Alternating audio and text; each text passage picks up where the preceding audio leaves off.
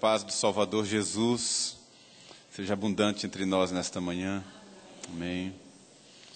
E que haja uma visitação do céu no nosso coração, tirando todo o peso, toda a angústia, toda a tristeza, toda a cadeia que possa nos prender.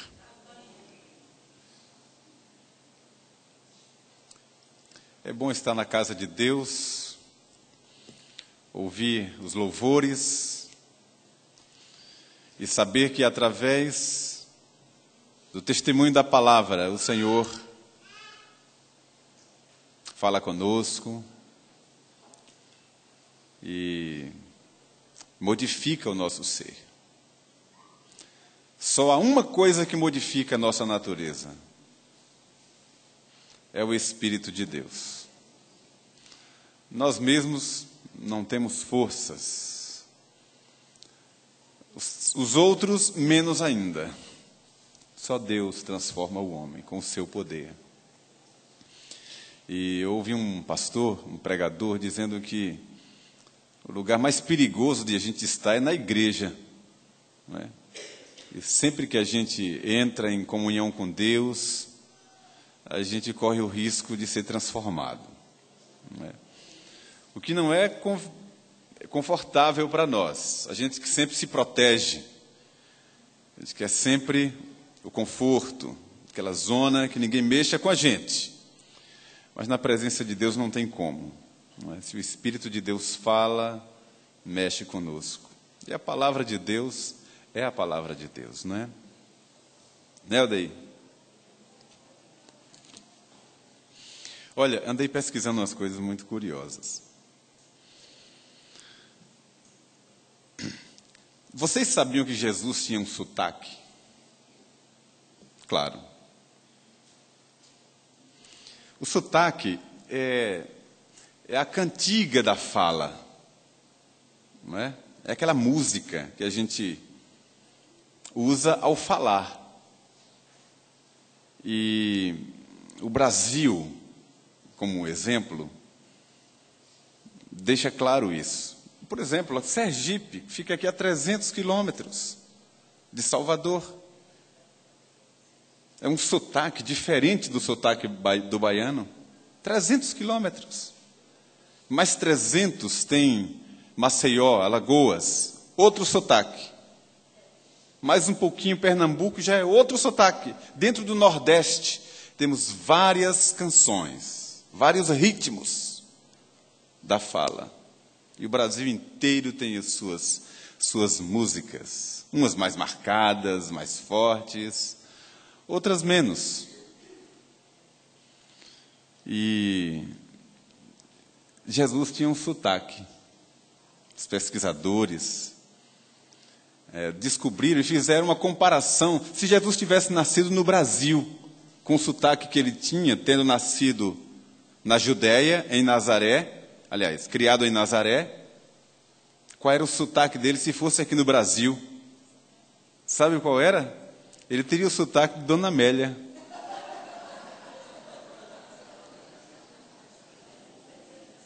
Sério? Bom, segundo os pesquisadores.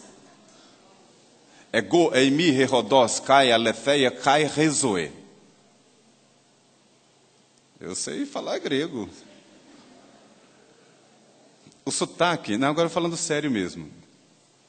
Eles acreditam que, se fosse no Brasil, o sotaque seria aquele sotaque do goiano, ali para o sudoeste da Bahia, aquele jeito estalado de falar e de engolir a última sílaba. Sabiam disso? Por exemplo, se vai falar pacote, então eles falam pacote, aí engole o finalzinho. Era assim que Jesus falava, segundo os pesquisadores. É o sotaque daquela região onde Jesus nasceu. E quando a gente chegar no céu, a gente vai entender, vai ver. Ele tinha um sotaque. Agora, ele não vai falar grego, não, no céu. Ele vai falar português. Né, o professor? Eu vou entender em português, que é a língua que eu conheço. Irmãos, eu quero, nesse momento, prestar um tributo de gratidão a Deus por um motivo muito específico. Eu vou chamar aqui à frente o Eli Jones, e orar com ele. A família Rios está muito feliz, muito contente, não é para menos. Dona Lúcia, o Eli,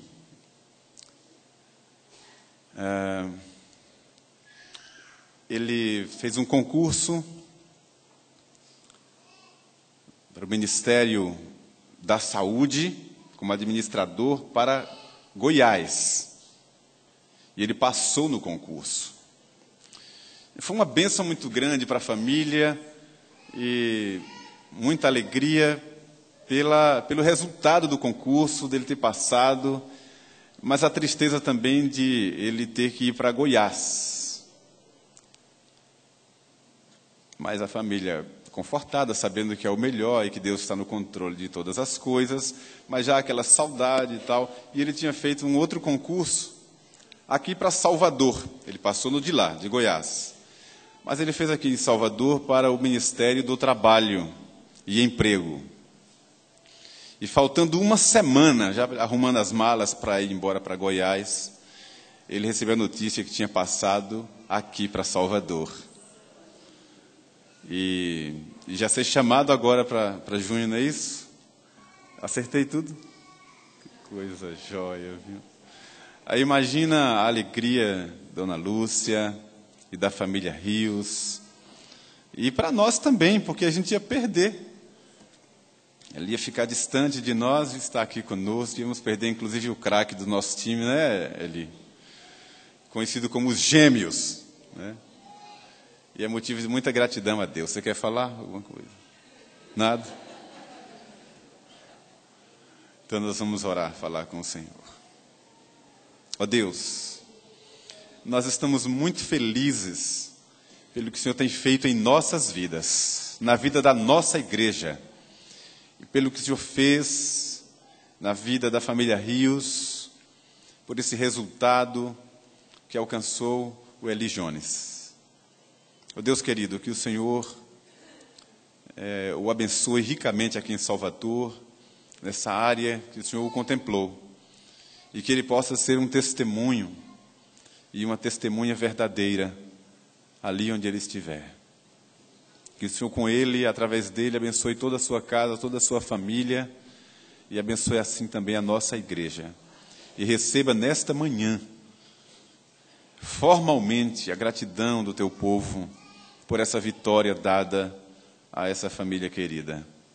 Que o Senhor o abençoe, o livre de todo mal. Nós te louvamos e assim oramos, em nome de Jesus. Amém. Obrigado, Geli. Deus abençoe sua vida.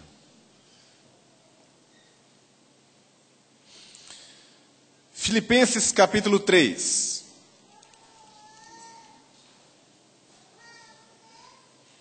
Do verso 12 ao verso 16. É o texto que eu vou ler, no qual basearei a reflexão desta manhã. Filipenses capítulo 3, do verso 12 ao verso 16. A soberana vocação. Assentado como você está, acompanhe a leitura. Não que eu o tenha já recebido, ou tenha já obtido a perfeição, mas prossigo para conquistar aquilo para o que também fui conquistado por Cristo Jesus.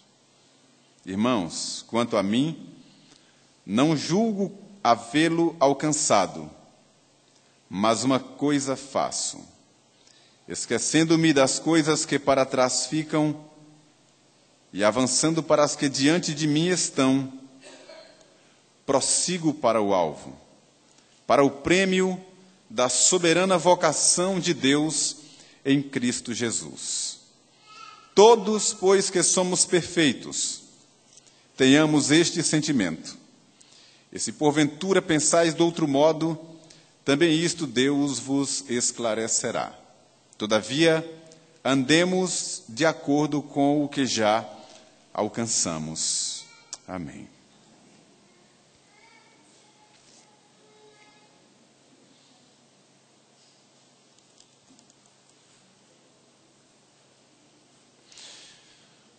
Neste pequeno trecho que li, o apóstolo Paulo usa 2 vezes a expressão prosseguir. Primeiramente, no verso 12, quando ele diz que prossegue para conquistar aquilo para o que também foi conquistado por Cristo Jesus. E no verso 14, ele diz que prossegue para o alvo, para o prêmio da soberana vocação de Deus em Cristo Jesus. Eu quero falar com você nesta manhã sobre prosseguir. Prosseguir.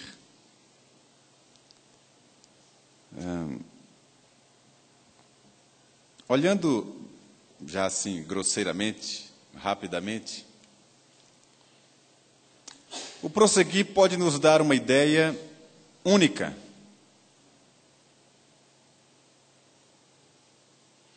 De ir para frente. Mas eu quero meditar com você sobre outras perspectivas dentro da mesma palavra. Dentro do campo da fé, naturalmente.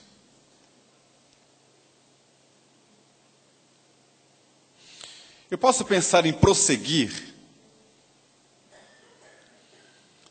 na perspectiva do presente. Prosseguir no sentido de permanecer, de manter algo, continuar fazendo aquilo. Manter o status, permanecer. É uma forma de prosseguir.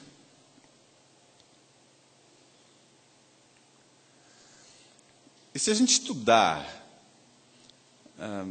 o que Deus espera de nós em um determinado aspecto,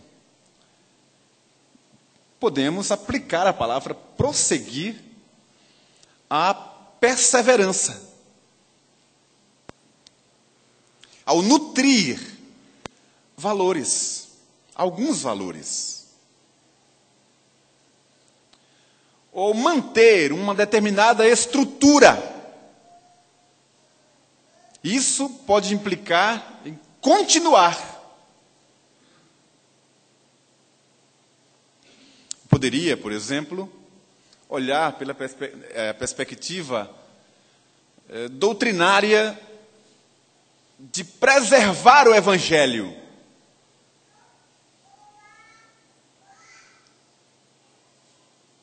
Sustentar esses pilares que para Deus são inabaláveis. Perseverar naquela concepção da fé salvadora como um valor inegociável. De as pessoas olharem para mim e encontrarem sempre uma postura definida. É aquela ideia de você ir sempre ao mesmo lugar e encontrar o que você busca. De manter um padrão. De manter um perfil. De preservar algo de valor. Então eu posso olhar o prosseguir dentro dessa perspectiva que o apóstolo e os apóstolos falaram, usando outras palavras, mas estimulando a igreja a perseverar, a manter, a prosseguir naquele propósito de manter algo. Então, digamos que seja um estágio presente. É o hoje. É o que estamos fazendo aqui. Eu falava semana passada com um dos nossos presbíteros sobre essa questão de igreja, perfis de igreja. E eu partilhava exatamente um texto bíblico, partilhando com o conselho, e falava com os presbíteros sobre a confiabilidade de uma estrutura. A gente saber que pode contar sempre. E eu falava com eles sobre a nossa igreja, criticada por tantos,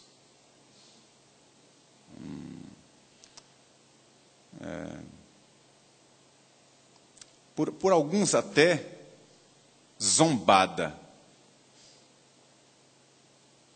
que é uma igreja fria, que é uma igreja que não tem o Espírito Santo, porque é uma igreja que não pula, não celebra, não bate palma, coisas assim.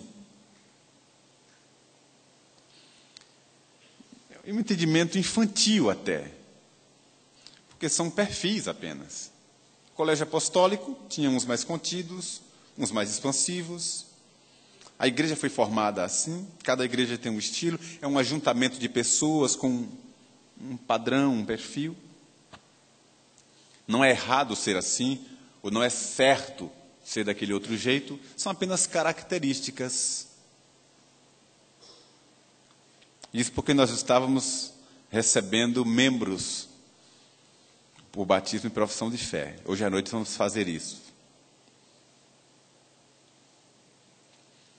Então, há quantos anos as pessoas vêm à Igreja da Bahia e encontram um padrão, uma postura doutrinária, ética, um comportamento padrão. E do que eu tenho ouvido de pessoas que têm sido recebidas, inclusive que vêm de outras igrejas, é uma marca da Igreja da Bahia que é identificada por essas pessoas que vêm. É uma igreja que preza pelo ensino. É uma igreja que respeita e enfatiza o estudo da palavra de Deus. Ora, quantas gerações já se sucederam com essa mesma observação? Então, isso mostra que é um caminho certo, que é uma coisa boa, que é algo de valor, manter como padrão o zelar pela palavra de Deus, pelo doutrinamento, pelo estudo da palavra, de ter a Bíblia como regra de fé, enfatizar isso, não abrir mão do estudo e do ensino. Eu falava lá em Ariquemes, semanas atrás, com o pastor daquela igreja, sobre muitas, no plural mesmo, muitas igrejas que estão abolindo as suas escolas bíblicas dominicais. Porque o povo não tem tempo, porque é muito cansativo, várias desculpas. Aí estão fazendo um trabalho ou paralelo, ou em horários alternativos. Então, para não dar muito trabalho aos crentes, em vez de vir de manhã e vir à noite de novo, o que é que muitos estão fazendo? Estão fazendo um culto só à noite.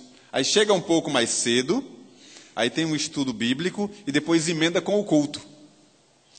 Quem pensa assim, daqui uns dias vão abolir também, vão fazer um culto só, bem rapidinho, segundo a conveniência das pessoas, que também vão se cansar daquilo, daqui a pouco vão ficar em casa e vão ver pela internet mesmo. Afinal de contas, é muito mais confortável ver o culto pela internet e comendo a sua pipoca do lado.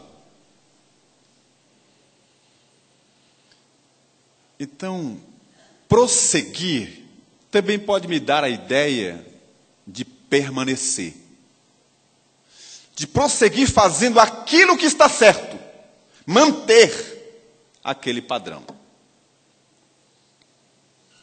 Mas prosseguir, para mim, também pode ter uma ideia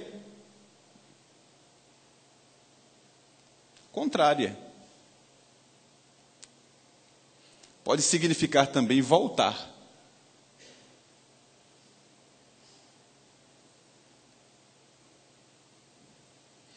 Pode significar voltar se erramos o alvo.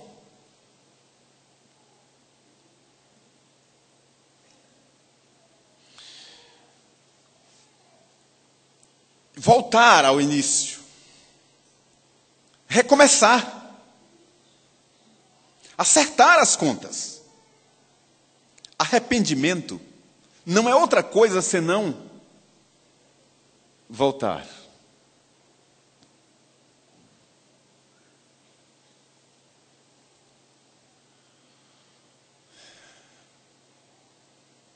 E muitas vezes a gente acerta, prossegue no propósito, voltando para acertar as coisas. Voltar nem sempre significa perder tempo. Pode ser o contrário. Pode ser ganhar tempo. Voltar, às vezes, significa acertar o caminho.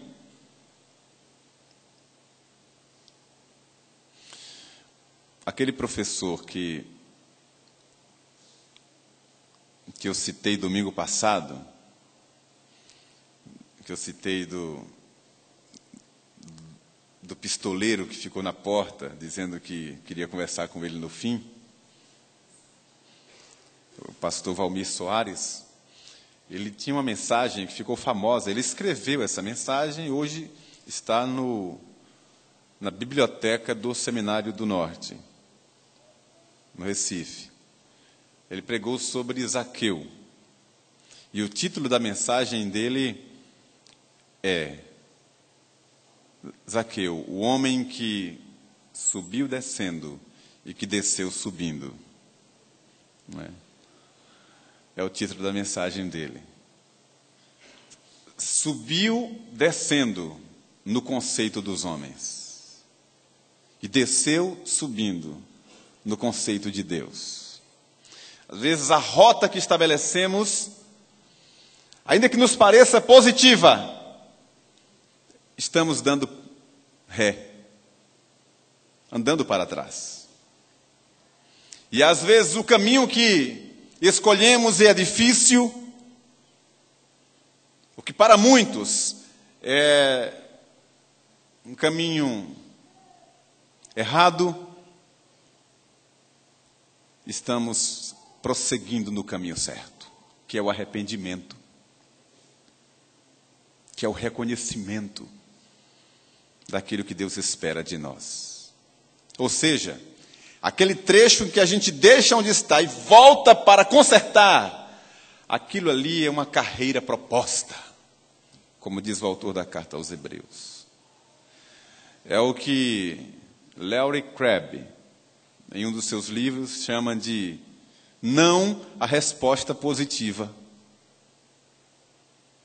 Quando a negação pode ser uma declaração positiva.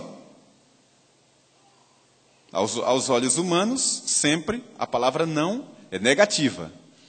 Mas se você quer agradar a Deus e você diz não ao pecado, aquilo significa sim. Ali não é voltar, simplesmente. Ali é prosseguir no caminho da santidade. Então eu estou seguindo quando decido voltar para consertar.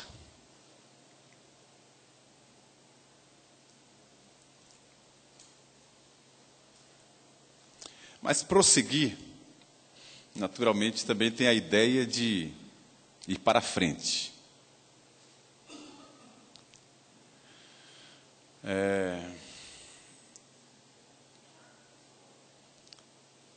Ampliar as fronteiras. Ir um pouco mais além. Conquistar. Abrir espaço. Provar algo novo.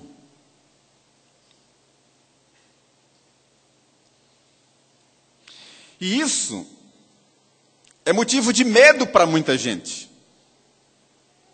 A maioria de nós tem medo do novo. De experimentar algo. Pode não dar certo. E com isso, estabelecemos ali a nossa fortaleza, levantamos muros e ficamos como aquele sapo que caiu na cisterna e cresceu ali.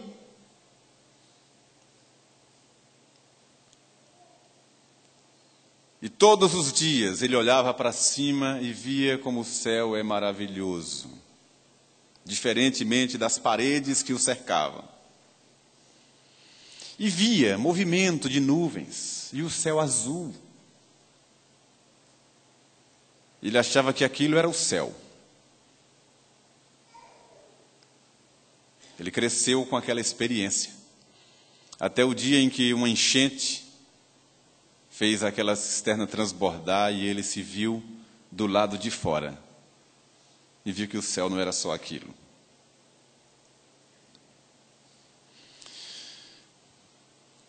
Prosseguir para o prêmio da soberana vocação de Deus pode significar quebrar paradigmas. Romper com a mesmice.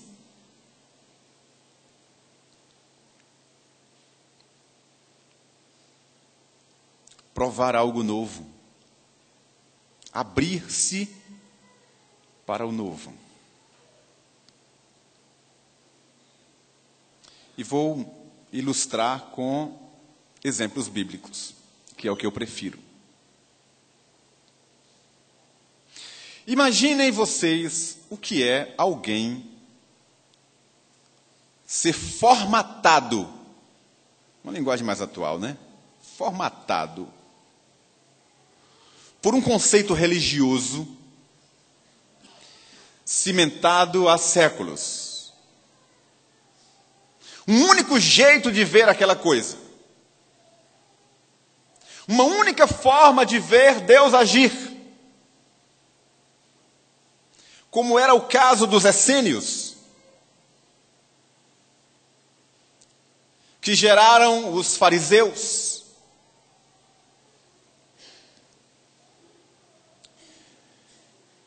E que de tão formatados que estavam, com viseiras, nada além daquela visão, nada além daquela perspectiva fazia sentido para eles. Não tinha mais nada do lado.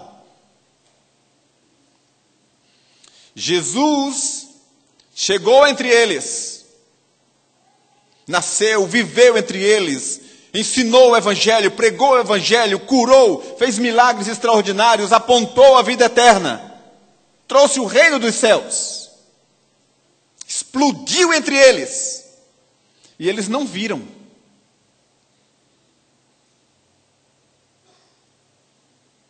Eles não viram. E eu já falei aqui algumas vezes, vou só falar nesse contexto de novo, sobre João Batista, que não era qualquer um, não era alguém desatento às coisas de Deus. Foi o último dos profetas, o que teve o privilégio de anunciar o Messias.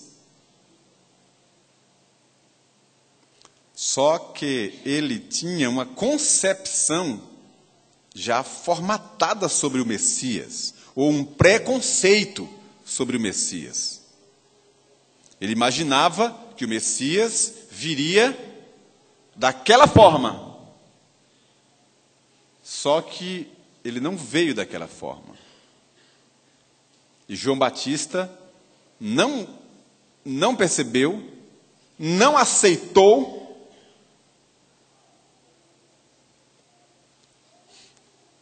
porque era algo por demais novo. Ele não quis prosseguir. E perdeu a oportunidade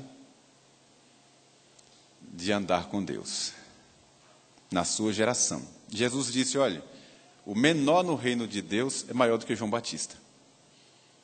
Bem-aventurado aquele que não encontrar em mim motivo de tropeço. Irmãos, quantas bênçãos nós deixamos escapar por termos medo do novo. Não estou falando de modismo, porque moda passa. Eu falo do novo, é o novo que Deus faz. Deus é dinâmico. Ele opera segundo o seu querer. Deus não pode ser enquadrado. Deus não pode ser limitado por nossa teologia, nem pela nossa denominação, nem pelo que nós entendemos que Ele seja. Ele é Deus. Eu falei domingo passado sobre a questão do pistoleiro. Ninguém acredita que um pistoleiro pode se salvar. Acha que é difícil. Para nós, a pessoa que pode ser salva é aquela que chega chorando na igreja. Ou aquela que aceita de bom grado um folheto que lhes damos.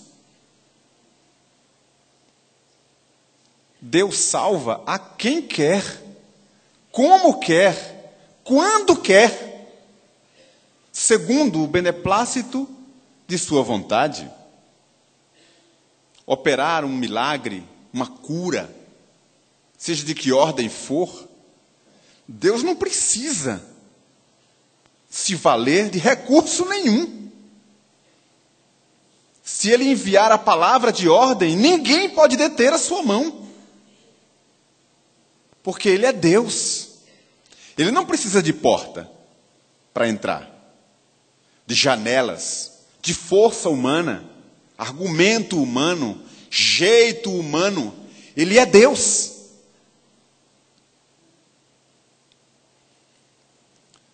Agora, Ele é cavalheiro. Ele não arromba a porta. Ele sopra sobre nós graciosamente a sua vontade. E nós, o Espírito Santo que é em nós, em eco com a vontade de Deus, nós recebemos, discernimos, acolhemos, abraçamos aquilo que vem do trono de Deus. Vou dizer uma coisa para você não pensar que eu estou falando bobagem. Sabe o que é que Mateus escreveu? O próprio Jesus disse. Não pense que vou falar uma bobagem, nem é contradição, eu vou explicar. Mateus escreveu que Jesus não pôde fazer muita coisa em Nazaré. Não diz que ele não quis. Diz que ele não pôde fazer. Por causa da incredulidade. E depois ele orando, olhando para Jerusalém, aquela cidade pedrada, ele começou a chorar. E ele disse, Jerusalém, Jerusalém, que matas os profetas, apedrejas os que foram enviados. Quantas vezes eu quis ajuntar-vos como uma galinha junta os pintinhos, e vós não quisestes. Deus tudo pode, mas Ele prefere a parceria. Ele prefere ser amado. Então ele sopra sobre nós graciosamente. Essa sensibilidade e esse atender à vontade de Deus é que nos faz crescer. E sabe por que é que muitos não crescem? Porque têm medo do que Deus pode fazer. Você sabia que tem pessoas que têm medo de participar de determinadas reuniões de oração? Você sabia que tem gente que começa até a se policiar e a se trancar, quando a oração começa a ficar fervorosa, a pessoa para. Porque não sabe o que pode acontecer. Um colega meu disse assim: Itamar, vou confessar só a você. E eu vou agora confessar para a igreja, porque você não sabe quem é. Ele disse: olha, algumas vezes, o assunto que estava falando era sobre libertação de espíritos malignos. Esse era o tema. E ele disse: vou confessar um negócio a você. Às vezes eu começo a orar pela pessoa, eu começo a orar, e às vezes a oração começa a ficar meio forte, aí eu mudo a oração. Porque eu não sei se a partir daquele momento pode ser que manifeste ali um demônio, e aí eu mudo já a oração. Percebem? Medo. Medo do que pode acontecer, do que Deus pode revelar, do que Deus pode fazer em nossa vida. Prosseguir significa investir, ir mais além. E nem todos estão dispostos. Mas o apóstolo Paulo escreve e diz 2 vezes no texto que não que ele já tenha recebido ou alcançado a perfeição, mas uma coisa ele faz: prossegue para alcançar. E diz mais que prossegue para o alvo, para o prêmio da soberana vocação de Deus em Cristo Jesus. Mas devemos andar de acordo com o que já alcançamos. Irmão, deixa eu dizer um negócio para você, com muito amor.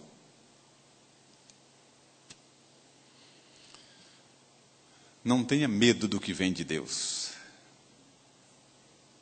Deus não vai dar cobra no lugar de peixe.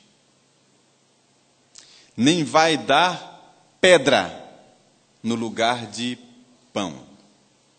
Na presença de Deus, nós só alcançamos bênçãos.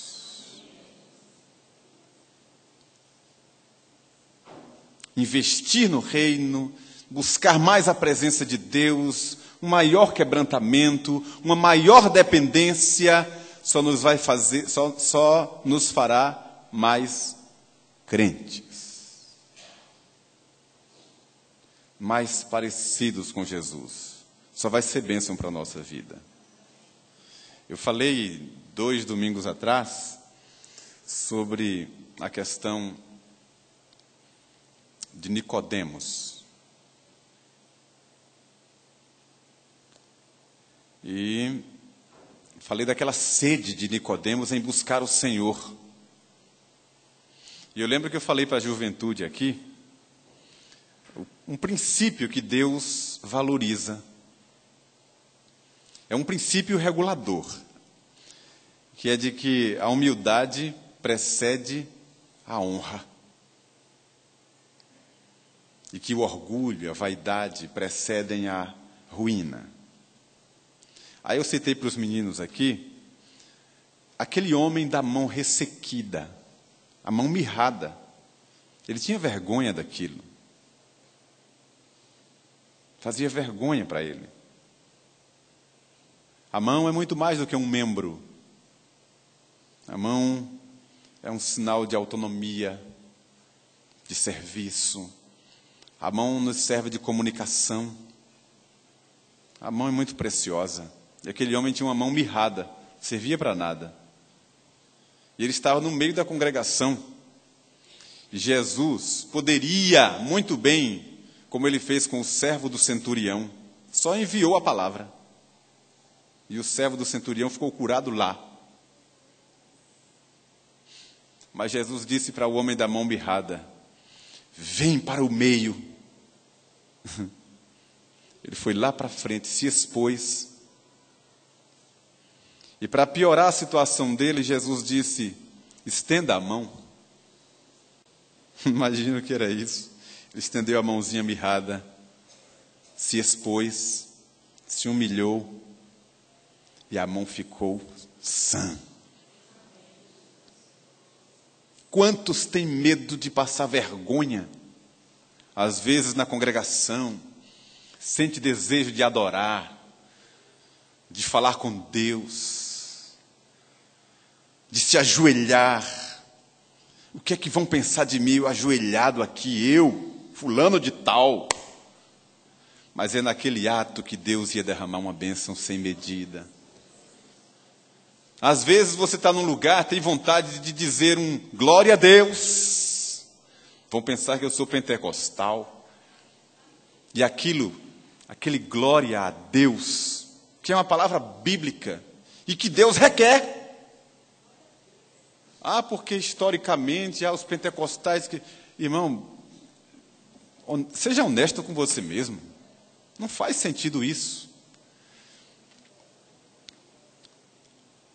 Com vergonha das pessoas, que impede o seu crescimento, vergonha de sair com uma Bíblia na mão, vergonha de entregar um folheto a alguém.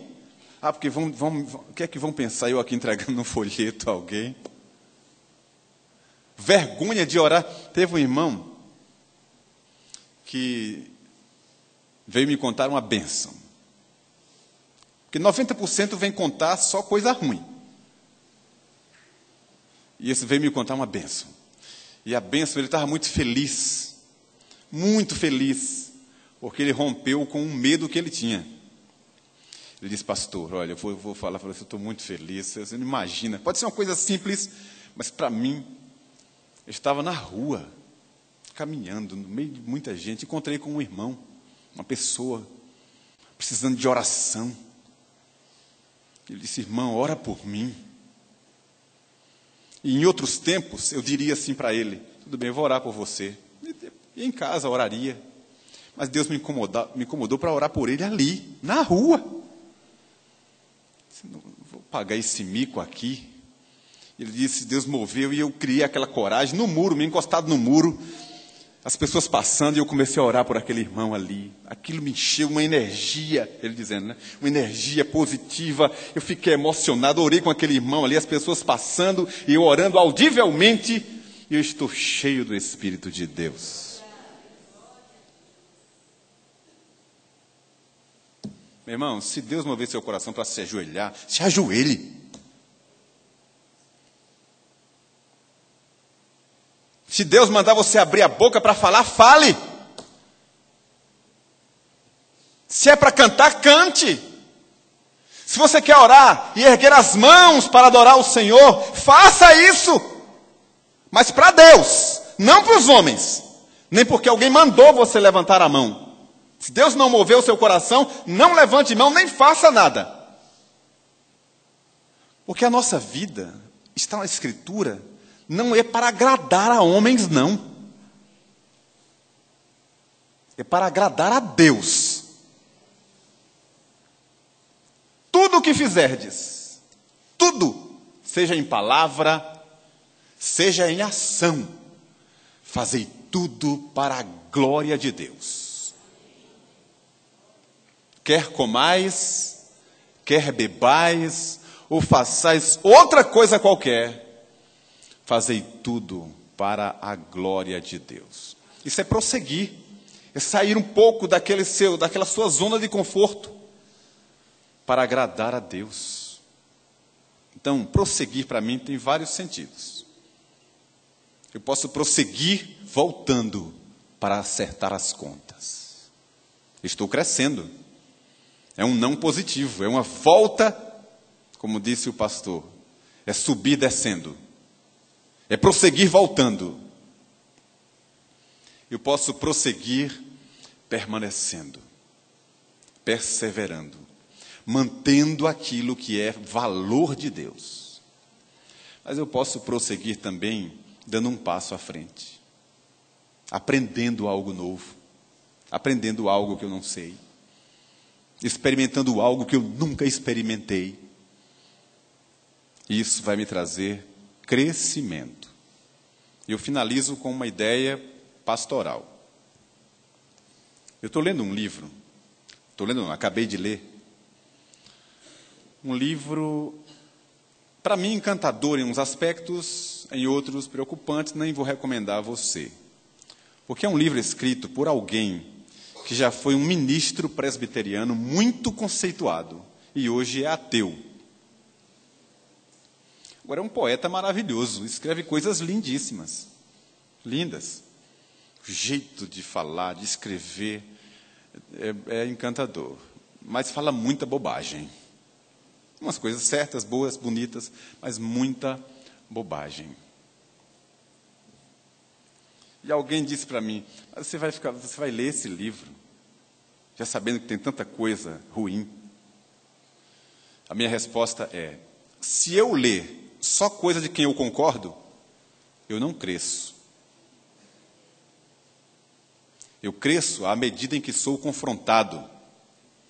E eu estou lendo aquele livro ali, a cabeça a mil, checando os valores que eu tenho na palavra de Deus, para confrontar. E o que for bom, segundo o meu juízo, eu colho para mim. Julgai todas as coisas, retende o que é bom. Então não é sábio simplesmente não provar, porque não viu, porque não sabe, porque não quer, a gente não cresce. E um certo dia, lá em Pedrinhas não tem melão. Eu não sabia o que era melão. E já rapaz, homem feito, num determinado sítio, alguém me ofereceu uma fruta que eu não conhecia.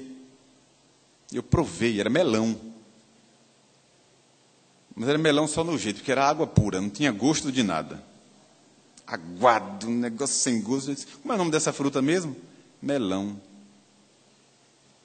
Fiquei decidida a nunca mais provar melão. Não tinha gosto de nada. Anos se passaram. Fui para um congresso no Sudeste. E lá na refeição, no café da manhã, tal, as bandejas, tal, estava lá o melão. E eu vendo o povo comer com a boca boa. Sabe o que é comer com boca boa, né? Boca boa comendo. E como é que come isso com a boca boa? Mas resolvi provar de novo. Aí peguei e coloquei no meu prato uma fatia de melão, a menor que tinha. E quando provei, que melão doce, dulcíssimo, mel, uma delícia. Voltei lá, botei mais uns 4 ou 5 pedaços. Eu poderia ter perdido aquela oportunidade de ficar com um preconceito tolo que me bloqueou para outras verdades.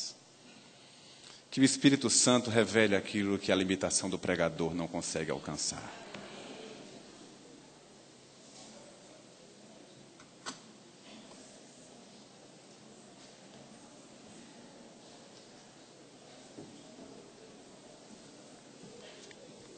Vamos prosseguir também na liturgia, entoando de pé todos, a uma só voz, o hino Fidelidade do Cristão. E enquanto nós entoamos este hino, teremos a oportunidade de trazer os nossos dízimos e ofertas.